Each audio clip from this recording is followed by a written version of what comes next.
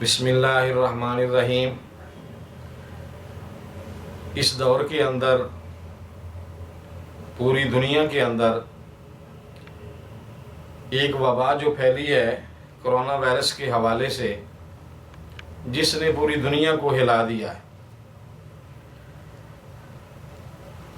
یہ بیماری جس نے انسانوں کو اتنا پریشان کیا ہے، جہاں بھی کوئی رہتا ہے اس کے اوپر ایک خوف مسلط ہے۔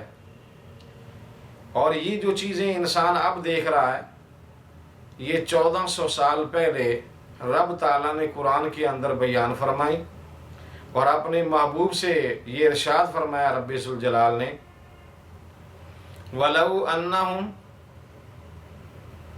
آمَنُوا وَاتَّقَوْا، اگر لوگ ایمان والے بن جائیں، تقوی پرہیزگاری اختیار کریں۔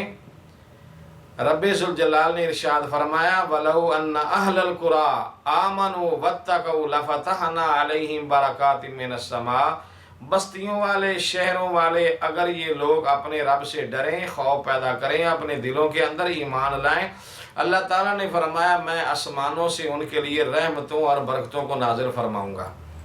تو یہ 1400 سال پہلے رب تعالیٰ نے بیان فرمایا کہ یہ جو آفت اور بلا مصیبت آتی ہے، یہ انسان کے عملوں کی وجہ سے آتی ہے۔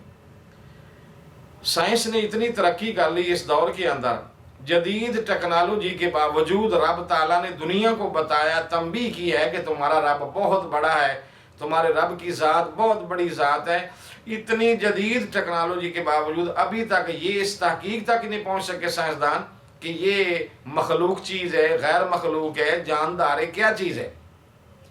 اس لیے رب ذوالجلال نے قرآن کے اندر ارشاد فرمایا اگر تم زمینی آسمانی آفتوں اور بلاؤں اور مصیبتوں سے تم بچنا چاہتے ہو تو اپنے رب کے اوپر ایمان پختہ کرو اور اپنے دلوں کے اندر خوف اور تقوی پیدا کرو۔ رب ذوالجلال آنے والی ہر آفت بلا کو دور فرمائے گا اور تمہارے لیے آسمانوں سے اللہ تعالیٰ رحمتوں اور برکتوں کے دروازے کھول دے گا۔